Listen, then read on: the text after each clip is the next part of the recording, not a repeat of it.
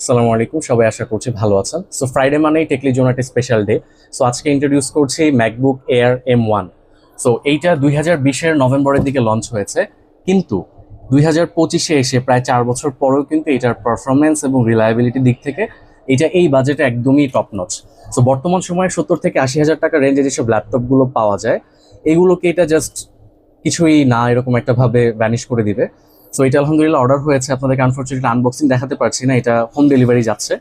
So আমরা intact অবস্থায় home delivery দিচ্ছি। সো আপনার বাজেট যদি হয় 70 থেকে 80 হাজার টাকা এবং আপনি যদি by any chance Mac OS prefer করেন, তাহলে ম্যাকবুক M1 হতে পারে আপনার জন্য একটা বেস্ট ডিল।